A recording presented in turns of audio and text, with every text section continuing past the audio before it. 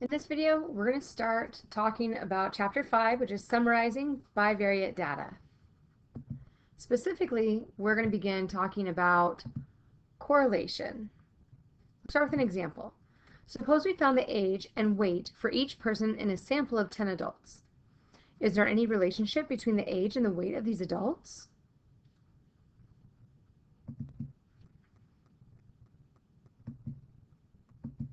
What do you think? Is there a relationship? If so, what kind? And if not, why isn't there one? To check this a little bit better, we want to create a scatter plot of the data below. You can do this using your graphing calculator. I've gone ahead and I've made this first one for us. Here we have our scatter plot of the age and the weight. There doesn't appear to be a relationship between the age and the weight in the adults. What aspect of the scatter plot do you think indicates the fact that there's no relationship?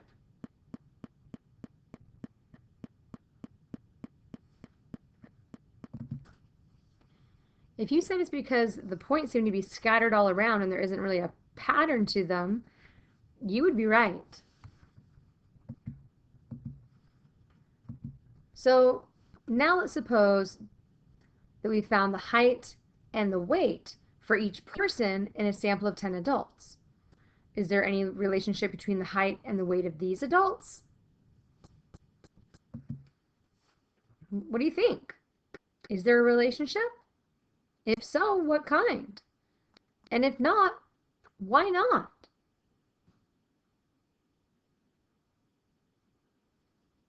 Let's take a look at the scatter plot.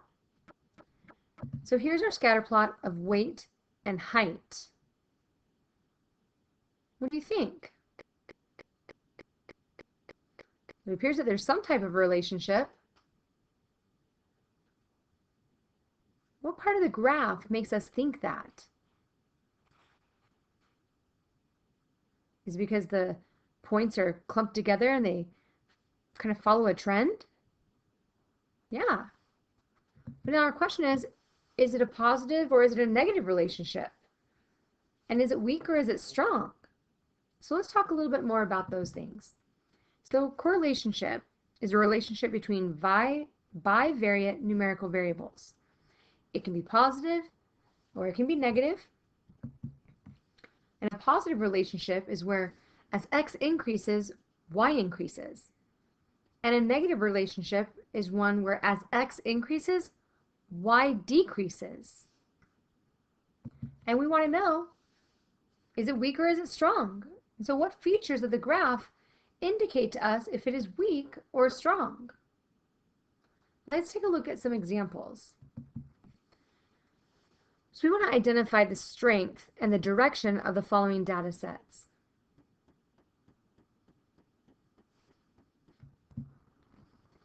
You should either have positive or negative or none. The strength should either be weak or strong.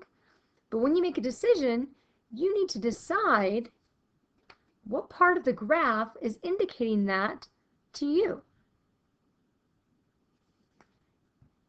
Here, we see that set A shows a strong, positive, linear relationship. How about set B? Even though they're all clumped together, there's not really a pattern. So here, set B is showing us that there's little or no relationship. What about set C? Here we see it looks like it's going in a negative direction, but not quite as strong as set A. So set C shows us a weaker, moderate, really, negative linear relationship. And then one more. Let's do one more. So here's set D. What do you think about this one? Our data points are all tight, so it looks like it's stronger than set C. Well, here set D is showing us a strong, positive, curved relationship. So I want you to identify the following as having either a positive relationship, a negative relationship or a no relationship? What about the height of mothers and the heights of their adult daughters? What do you think? Positive, negative, or none? That's right, it's positive. Well, what about the age of a car in years and its current value?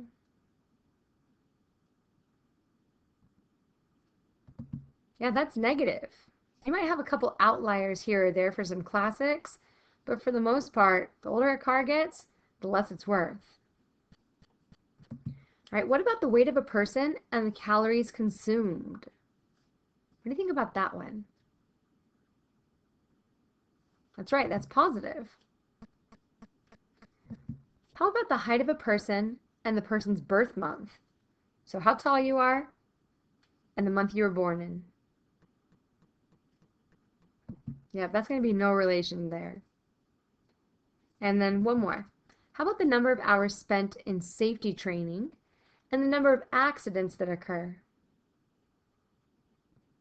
Yeah, this is going to show a negative relationship. Let's talk a little bit about something called the correlation coefficient, which is going to help us determine the strength of our relationships.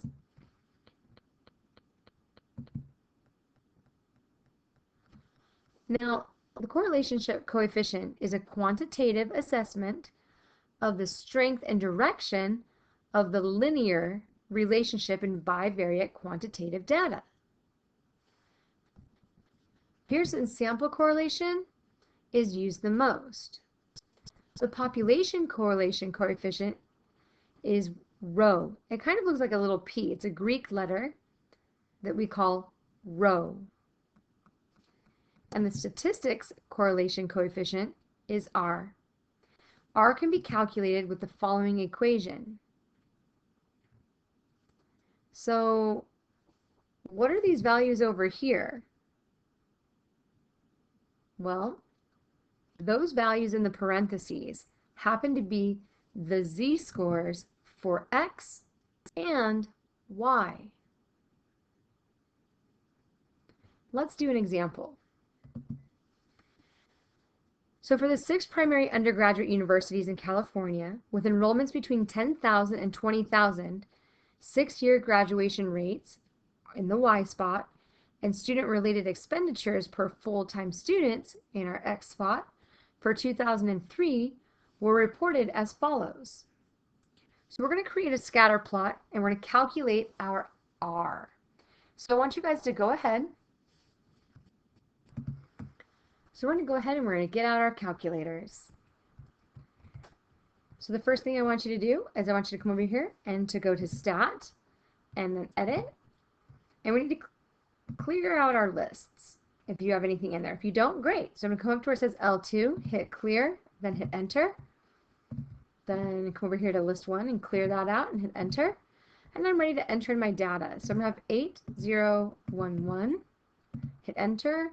Then put in my 7,323, then my 8,735, then my 7,548, and my 8,248. And I need to put in their corresponding y values. So 64.6 and 53.0 and 46.3 and 42.5 and 38.5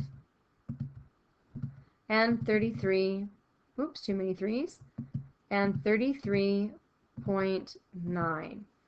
So now I have, oh, looks like we're off, so we need to check and see where we might have missed something. It's always important to double check. Oh, right here. Okay, so this should actually be a 7,071. And then the 8,248, and we'll double check our data and make sure we have everything in correctly, and it looks good. All right, so we're going to go ahead and we're going to be making a scatter plot and calculating our correlation coefficient.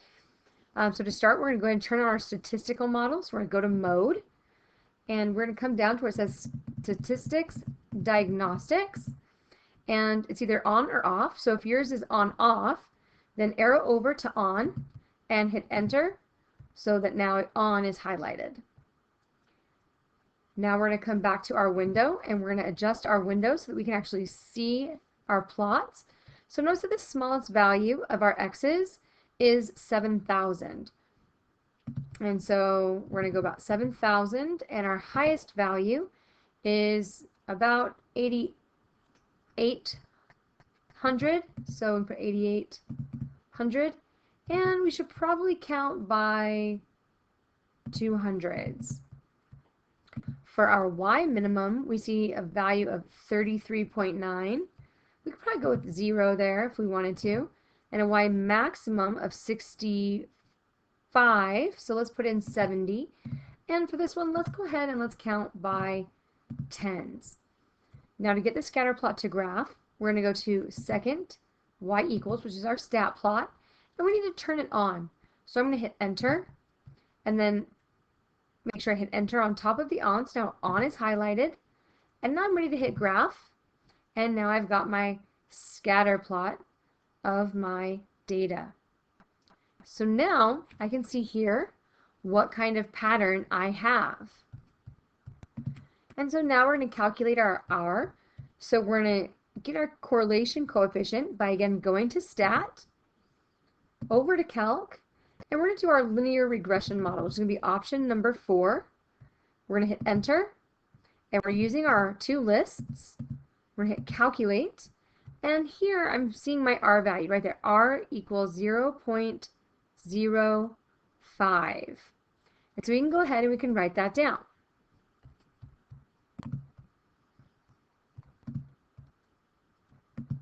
So in order to interpret what this number is telling us, let's investigate the properties of the correlation coefficient.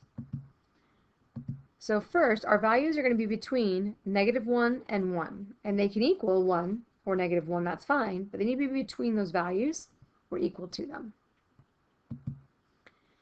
If we get a 0, that means there's no correlation. If our correlation coefficient is between 0 and -0.5 or 0 and 0.5, that's going to be considered a weak correlation. If we're between -0.8 and -0.5 or 0.5 and 0.8, that will be a moderate correlation, which leaves us with from -1 to -0.8 and 0.8 to 1 being strong coefficients. Now, suppose that the graduation rates were changed from percents to decimals. So I want you to take those numbers and divide them by 100. So we're going to transform the graduation rates, right? I want you to do that, and I want you to calculate the R again. So go back into your lists. After you transform those graduation rates, plug it in, and I want you to calculate the R value. So go ahead and push pause, and then when you're done, push play, and let's see if you were right.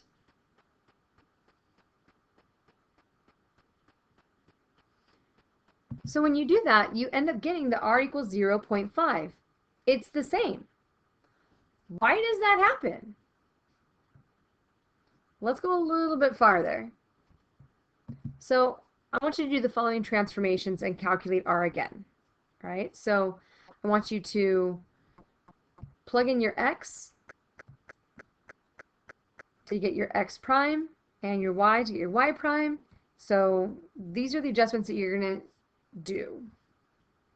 Then plug them back into your table and calculate your R. So I want you to go ahead and push pause and do that, and when you're done, push play, and let's see if you were right.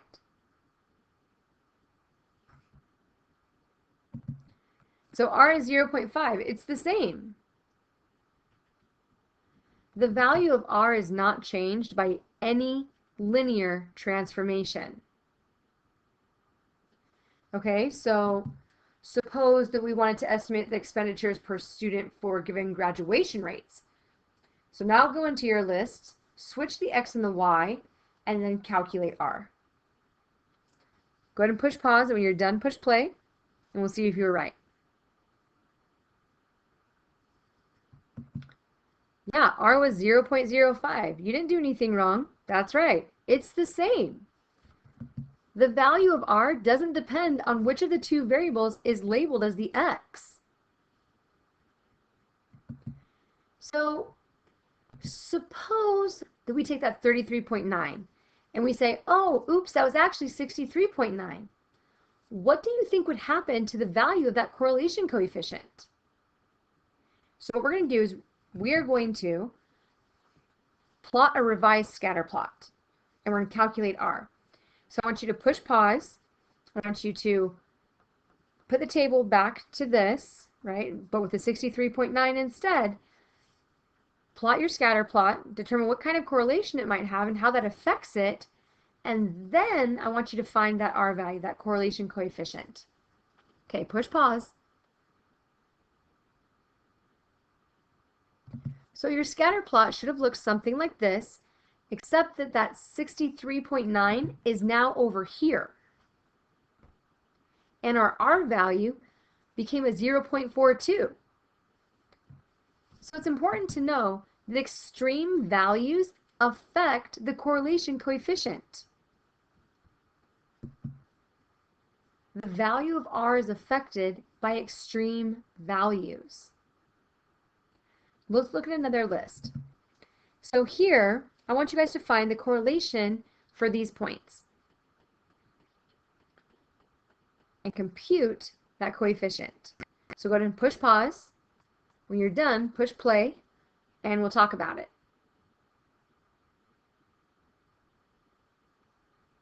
Yeah, did you get the R equals 0? So does this mean that there's no relationship between these points?